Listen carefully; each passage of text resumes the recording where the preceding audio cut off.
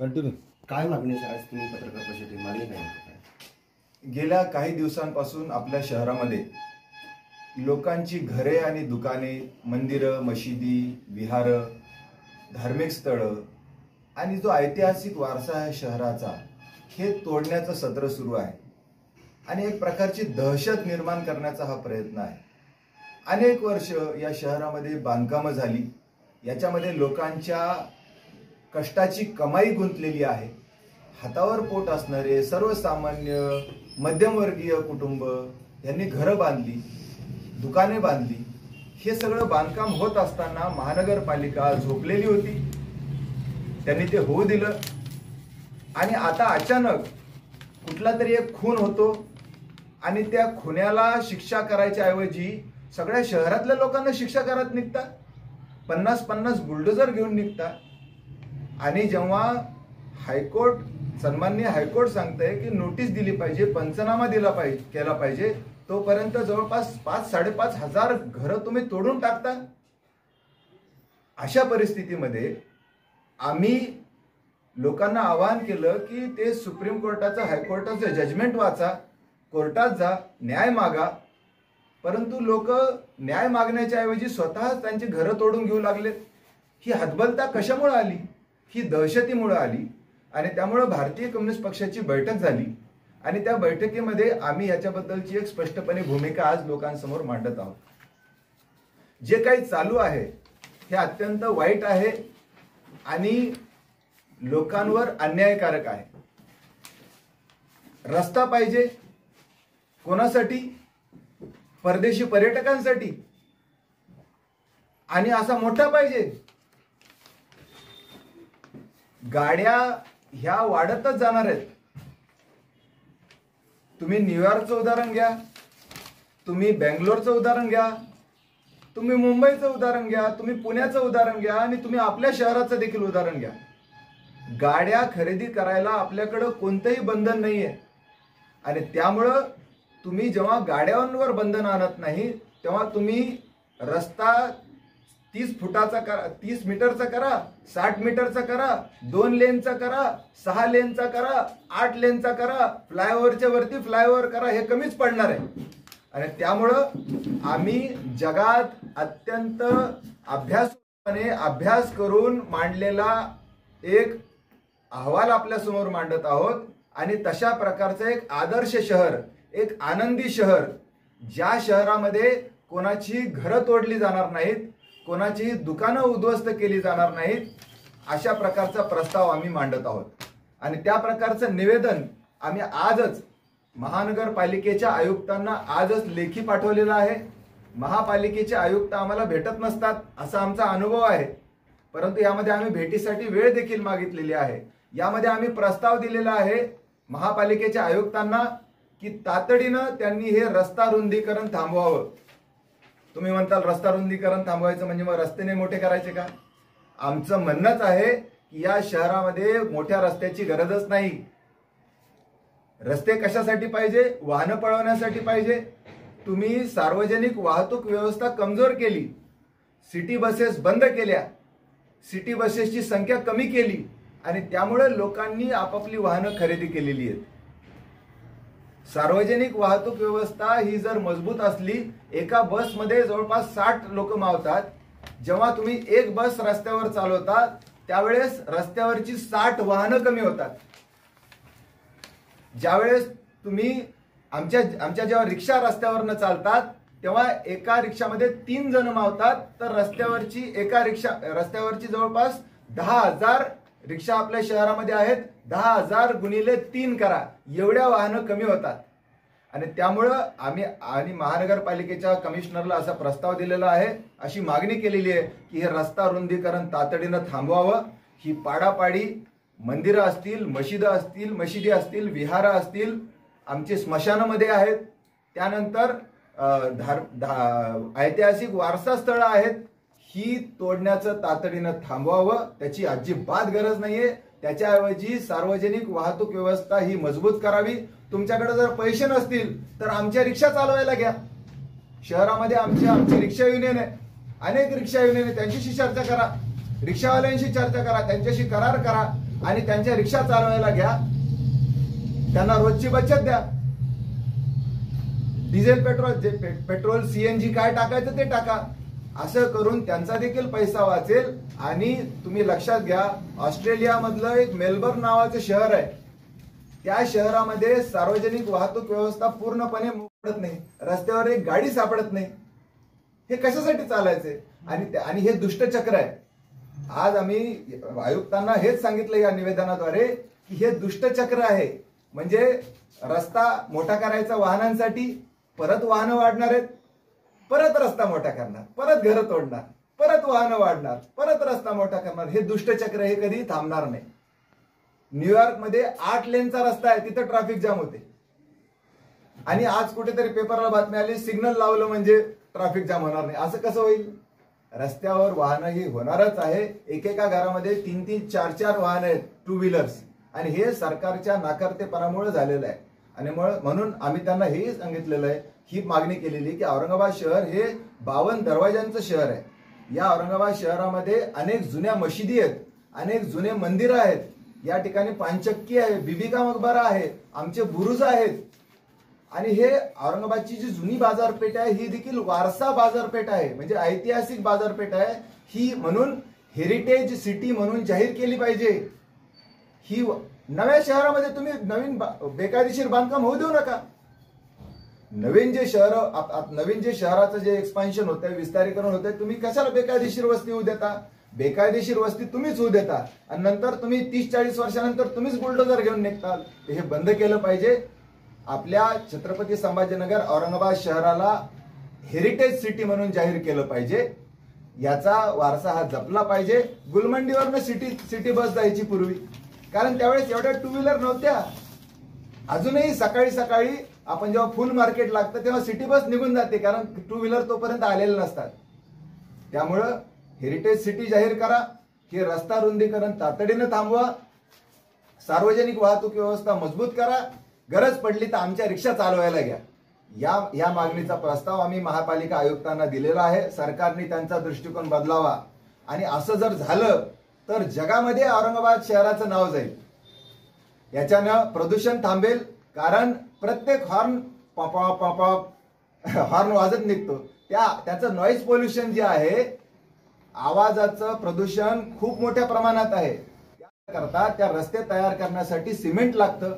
तुम्ही पाण्याचा निचरा होत नाही आणि त्यामुळे धुळीकण देखील उडतात. आपल्या कळत आपल्या फुफ्फुसांमध्ये धुळीकण जात आहेत.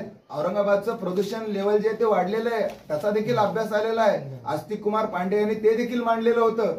ते देखील बंद होईल. त्याचबरोबर लोकांना रोजगार देखील मिळेल.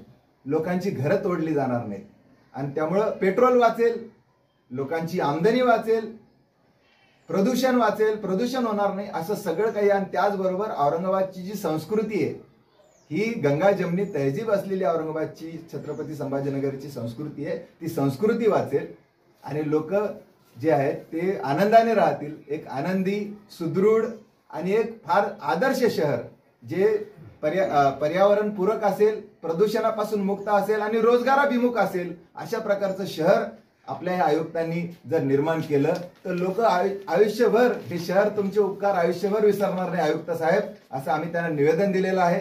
आणि त्यांना म्हणलंय की तुम्ही जर आमच्याशी चर्चा केलीत, चर्चेला जर बोलवलं तर आम्ही तुम्हाला पूर्णपणे एक कॉन्क्रीट प्रस्ताव आम्ही देऊ शकतो. आयुक्तांना जसं आम्ही म्हणलो की या प्रस्तावाच्या पाठीशी उभं राहा, तसं आम्ही तुमच्या चॅनल मार्फत लोकांना देखील आवाहन करत आहोत. जर तुम्हाला तुमची घरं वाचवायची असतील, जर आपल्या येणाऱ्या पिढ्यांना जर एक चांगलं शहर द्यायचं असेल, आनंदी शहर द्यायचं असेल, तर तुम्ही लोकांनी देखील या प्रस्तावाच्या पाठीशी उभं राहिलं पाहिजे. धन्यवाद.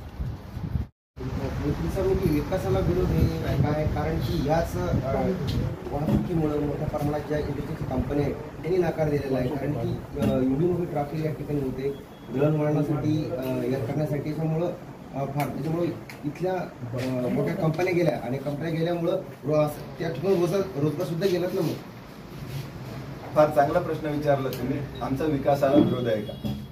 विकास कशाला म्हणता तुम्ही?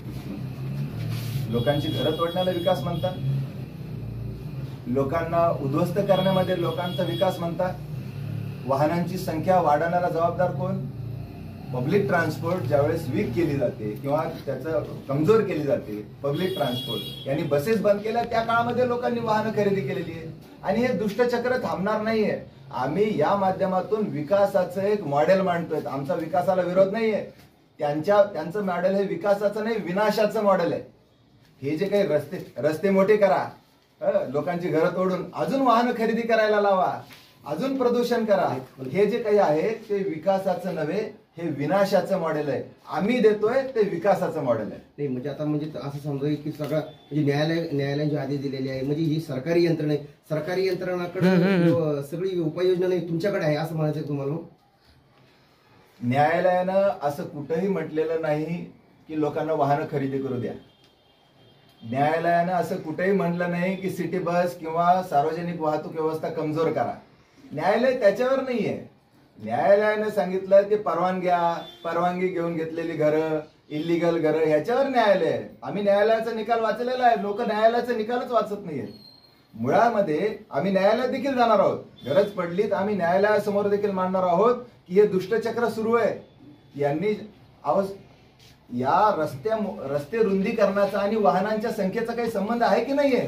त्याच्याशीच संबंध आहे. आम्ही म्हणतोय की वाहनांची संख्याच संपवा. आम्ही असा पर्याय देतोय की तुम्हाला रस्ता रुंदीकरणाची गरजच पडणार नाही. मग तर झालं का नाही?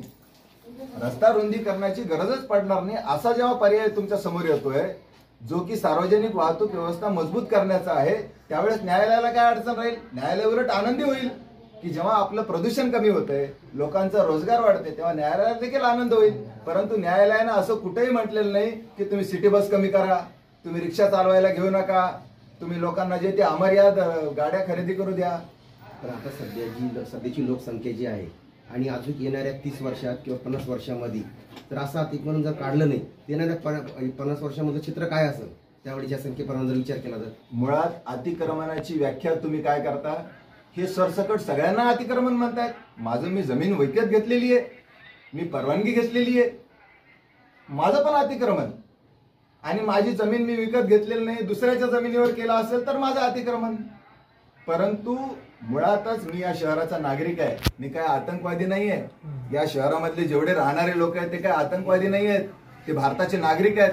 त्यांना तुम्ही नोटीस देत नाही. जेव्हा तुम्ही कायदा पाळा म्हणतात आयुक्त साहेब, तेव्हा तुम्ही सकाळीपासून उठून रात्रीपर्यंत झोपेपर्यंत कायदा पाळता का? कितीतरी कायदे आहेत आपल्या देशामध्ये. कितीतरी बारकाईने जर तुम्ही पाळायला गेलात ना, तर तुम्हाला अगदी पावलोपाली तुमची इलिगॅलिटी आम्ही निदर्शनास आणून देऊ शकतो. तुमचे ठेकेदार काय करतात, त्या ठिकाणी आपल्या सिद्धार्थ उद्यानाच्या गेटवर काय झालं, कसे काय लोक मेले, ती काय कायदेशीर झालं का? ते सगळं काही कायदेशीर तुम्ही करू शकत नाही आणि सगळं काही कायदेशीर लोकही करू शकत नाही.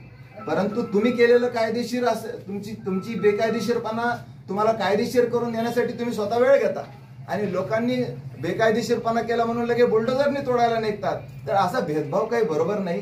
पण जाऊ द्या, तो भाग निराळा आहे, त्याच्याबद्दल डिबेट होऊ शकतात. परंतु आज आम्ही पत्रकार परिषद बोलवलेली आहे, ती मुळातच हा प्रश्नच सगळा सुटला पाहिजे यासाठी आम्ही हे केलेलो आहे. आम्ही काही लोकांना मुदत द्या पाडायला याच्यासाठी नाही.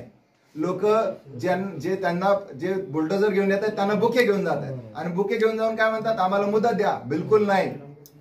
आमचा घरं पाडण्याला, मशिदी पाडायला, विहारं पाडायला, मंदिरं पाडायला आणि आमचं जुरं औरंगाबाद शहर डिस्टर्ब करायला आमचा पूर्णपणे विरोध आहे. हे औरंगाबाद शहर ऐतिहासिक शहर आहे.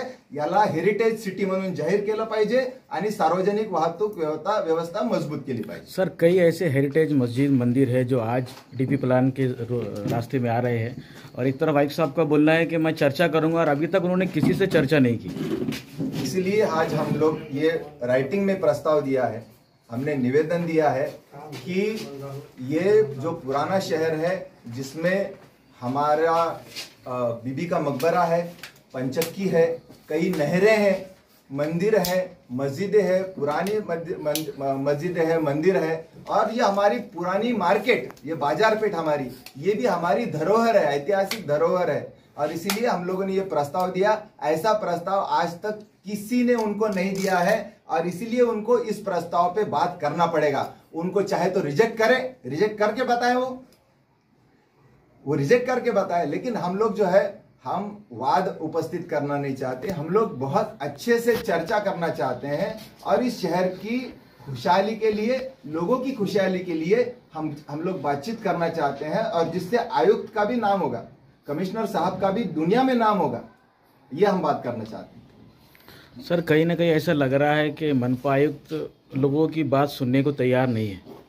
बिल्कुल सही जैसा नाथवेली, हरसूल, अभी कल जो हादसा हुआ नारेगांव में, जिसकी वजह से आगे लाइन ऑर्डर और ख़राब हो सकती है, ऐसा दिखाई दे रहा है हमें। इसके अंदर मनपा आयुक्त ने क्या संज्ञान लेना चाहिए?